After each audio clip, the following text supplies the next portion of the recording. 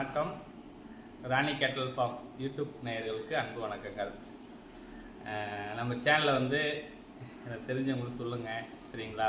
இதில் கறவை மாடு வளர்ப்பு, அதனுடைய பராமரிப்பு அதனுடைய வரவு செலவு, அதேமாதிரி கோழி வளர்ப்பு, ஆடு வளர்ப்பு, பன்றி போன்ற கிராமத்தினுடைய வருவாயை பெருக்கக்கூடிய விஷயங்கள் என்னென்ன இருக்குது அப்படிங்கிறதுல முக்கியமான பங்கு இந்த 3-4 விஷயத்துலையுமே இருக்குது, சரிங்களா? சிரமமே இல்லாமல் வளர்க்கக்கூடியது கோழி, அதுக்கு மேலே கொஞ்சம் சிரமப்பட்டு வளர்க்கக்கூடியது ஆடு, அதுக்கு மேலே இப்போ எல்லாருமே நம்ம வளர்க்குறோம் அப்படின்னா நம்ம மாடு வளர்க்குறோம். அதுக்கு மேலேயும் கொஞ்சம் சிரமப்பட்டு வளர்க்கக்கூடியது பன்றி வளர்ப்பு, சரிங்களா? அந்த இதில் எல்லாத்துலேயுமே பெட்டராக இருக்கக்கூடியது 4மே பெட்ரு தான். இப்போ இதில் நம்ம கறவை மாடு வளர்ப்பில் நம்ம தெரிஞ்ச நண்பர்கள் எல்லாருமே மாட்டு தரை கட்டுறது எப்படி இருக்கணும், மண் தரை பெட்டருங்களா இல்லை காங்கிரீட்டில் கட்டுறது பெட்டரான்னு கேட்டிருந்தாங்க. அதுக்கான வீடியோ தான் இது, சரிங்களா? வாங்க நம்ம வீடியோவில் போயிட்டு மண் தரை பெட்டருங்களா காங்கிரீட் தரை பெட்டருங்களா அப்படிங்கிறத பார்ப்போம். ஓகே, வாங்க. காங்கிரீட் தரை பெட்டருங்களா நம்ம மண் தரை பெட்டரா அப்படின்னு நம்ம தெரிஞ்ச நண்பர்கள்லாம் எல்லாம் கேட்குறாங்க. கேட்டிருந்த ஒரு விஷயங்கள் என்ன அப்படின்னா, நம்ம மண் தரையில் கட்டணும் அப்படின்னா என்ன செய்யுது அப்படின்னா, மாடுங்க அதிகமாக யூரின் சரியாக போட்டு ஒரே இடத்துல வச்சு மிதித்து அந்த இடத்த நம்ம வேஸ்ட் ஆகிடும். டெய்லியுமே அதை அந்த இடத்துல பள்ளமாக்கிடும், சரிங்களா? பாருங்களேன், இந்த காலெல்லாம் வெறும் கால் ஃபுல்லாகவே ஒலையாயிடும். அதேமாதிரி மடியிலையும் அந்த ஒலை ஏறிக்கும், சரிங்களா? அதனால் நம்ம மாட்டுக்கு அதிகமாக மடி வீக்கம் வரும், சரிங்களா? இந்த குழம்புலேயே அந்த மண் அப்படியே இந்த குழம்புன்னு சொல்கிறோம் இல்லைங்களா, பாருங்கள், வைக்கோல் எல்லாமே இதில் ஏறிக்கும். அதை நம்ம சுத்தம் பண்ண முடியாது. அப்படி நம்ம பண்ணும்பொழுது என்ன ஆகும் அப்படின்னா, சில மாடுங்க உதைக்க ஆரம்பிக்கும், சரிங்களா? இதுமாதிரி என்ன செய்யும் அப்படின்னா, சாணியை போட்டு அதுலேயே யூரினை விடும் பொழுது அது இன்ஃபெக்ஷன் ஆகும். இந்த வாலில் ஒட்டியிருக்கும், அது அப்படியே விசிறும்போது மடியில் பட்டு மடிவிக்க வரும்.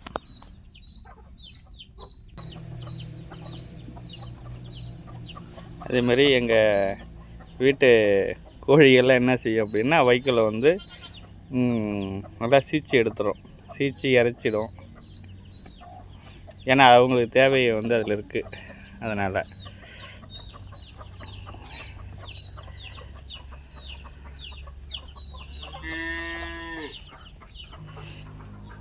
இல்லை, நம்ம காங்கிரீட்டு தரை பெட்டராக இருக்கும் அப்படின்னு சிலர் சொல்லியிருந்தாங்க. காங்கிரீட்டு தரையும் பெட்டர் தான். ஏன்னா நமக்கு காங்கிரீட்டு தரையில் மாடு படுத்து ஏந்திரிக்க போகிற எல்லாத்துக்குமே சௌரியம் தான். ஆனால் இருந்தாலும் என்ன செய்யும் அப்படின்னா, காலில் புண்ணு வந்துடும், சரிங்களா? பாருங்களேன், படுத்து ஏந்திரிக்கும் போது அந்த காலில் குழம்புல மாட்டுக்கு எல்லாத்துக்குமே புண்ணு வரும். புண்ணு வந்துச்சு அப்படின்னா அந்த மாடை ரொம்ப நாள் அதுலேயே காங்கிரீட்லேயே படுத்து ஏந்திச்சிக்கிட்டே இருக்குது அப்படின்னா அதனுடைய எழுந்திருக்கும் போது அது எப்படி என்ன சொல்கிறது, எல்லாத்துலேயுமே காய வர ஆரம்பிச்சு, காலிலேருந்து காய வரும். காயத்தினால புண்ணு இருக்கிறதுனால அதை வச்சு அதுலேயே நமக்கு திரும்பவும் மாட்டுக்கான உடம்பு சரியில்லாத போடும், புழு வச்சிடும் உடனே. அதேமாதிரி வைக்காமல் பார்த்துக்கணும் அப்படின்னா நமக்கு மண் தரை பெட்டர். ஆனால் மண் தரையாக இருந்தாலும் இப்போ எப்படி என்ன செய்யணும் அப்படின்னா, நம்ம கம்பல்சரி 2 இடமும் இருக்கணும் நமக்கு, சரிங்களா? 2 இடமும் இருந்தால் தான் நம்மளால் மெயின்டைன் பண்ண முடியும். மழை காலத்தில் காங்கிரீட்டு தரையில் கட்டிக்கலாம், அதுமாதிரி பகலில் வெளியில் கட்டிக்கலாம். மழை காலங்கள் இல்லாத நேரத்தில், மழை காலங்கள் இருக்குது அப்படின்னா நம்மளால் அந்த நேரத்தில் வெளியில் கட்டிகிட்டு இருக்க முடியாது.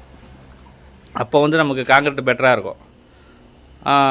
மீதி நாளில் வெளியில் கட்டுறது பெட்டராக இருக்கும். ஆனால் வெளியில் கட்டுறோம் அப்படின்னா என்ன செய்யணும்னா, டெய்லி ஒவ்வொரு இடம் மாறி கட்டணும். அப்போ தான் அந்த இடத்துல இருக்கக்கூடிய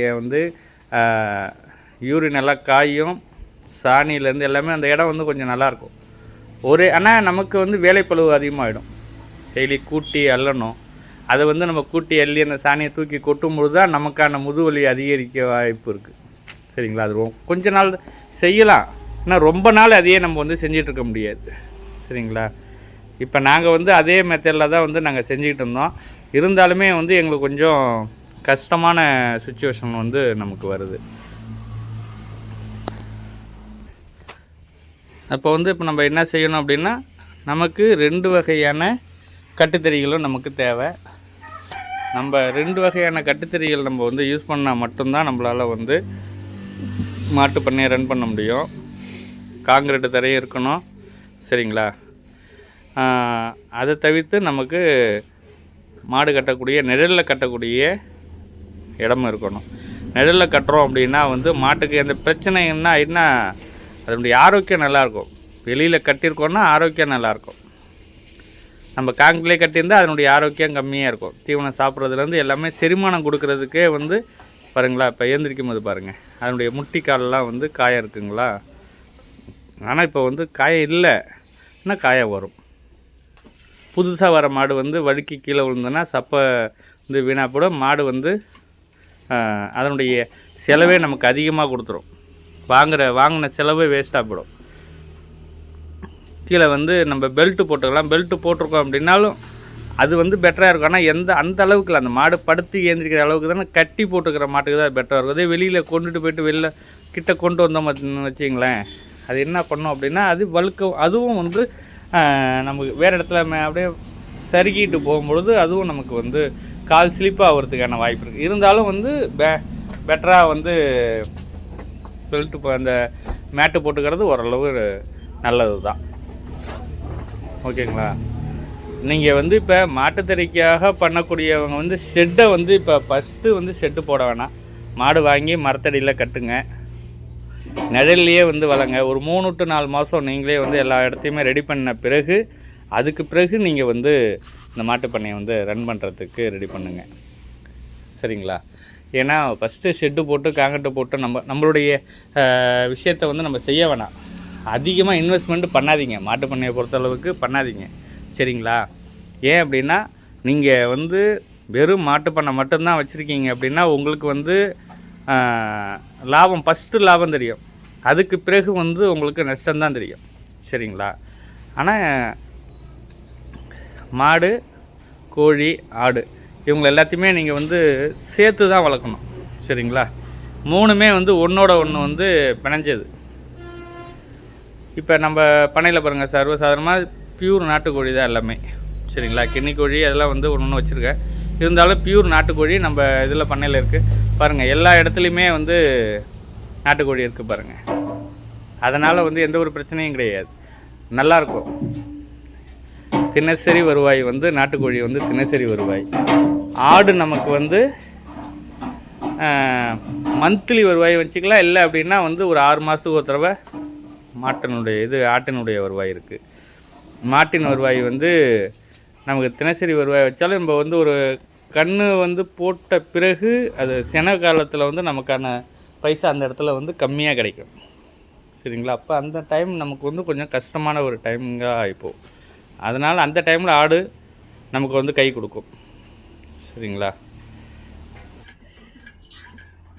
எங்களுக்கு வந்து இந்த ஆடு இந்த ஆடுமே வந்து நாங்கள் என்ன செய்கிறோம் அப்படின்னா வந்து சேலங்கற்புன்னு சொல்லுவாங்க, பல்லாடுன்னு சொல்லுவாங்க.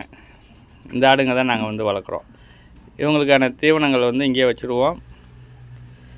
எங்களுக்கு வந்து மலாட்டை கொடி, தீவனப்பில் எல்லாமே வந்து அவங்களுக்காக நாங்கள் வந்து யூஸ் பண்ணிகிட்ருக்குறோம். எல்லா இடத்துலையுமே வந்து நம்ம கோழிங்க வந்து எல்லா இடத்துலையுமே அவங்க கோழிங்க வந்து இருக்காங்க. எங்களுக்கு வந்து கோழி வந்து மிக ஒரு என்ன சொல்கிறது, வருவாய் ஈட்டு தரக்கூடிய மிகப்பெரிய ஒரு சொத்து நம்ம கோழி, சரிங்களா. எல்லா இடத்துலையுமே வந்து கோழிங்க இருக்கும். இங்கே எந்த முறையில் வந்து கோழி இருக்குது அப்படின்னா அவங்க மரத்தில் தான் ஏறி படுத்துப்பாங்க. அவங்களுக்குன்னு தனியாக கூண்டு இல்லை, நான் முட்டை விடுறதுக்கு மட்டும்தான் கூண்டு வச்சுருக்கிறேன், சரிங்களா. மீதி நேரத்தில் வந்து கோழி அவங்க வந்து இயற்கையில் தான் வளர்ந்துட்டுருக்காங்க. நம்மள்கிட்ட வந்து இப்போ முட்டை வந்து சேல்ஸுக்கு இருக்குது. நாங்கள் வந்து பியூர் நாட்டுக்கோழி முட்டை வந்து 20 ரூபான்னு கொடுக்குறோம், சரிங்களா. முட்டை தேவைப்படுறவங்க வந்து கான்டாக்ட் பண்ணுங்கள். அதேமாதிரி கோழி குஞ்சு வந்து நாங்கள் பியூர் குஞ்சு வந்து 60 ரூபான்னு கொடுக்குறோம். உங்களுக்கு தேவை உள்ளவங்க என் நம்பருக்கு வந்து கான்டாக்ட் பண்ணுங்கள். வந்து முன்னால் அட்வான்ஸ் கொடுங்க. அதுக்கு பிறகு வந்து எத்தனை நாள் கழித்து குஞ்சு கொடுக்குறோம் அப்படிங்கிறது நாங்கள் சொல்கிறோம். அதுக்கேற்ற மாதிரி நீங்கள் வாங்கிக்கலாம். சரிங்களா?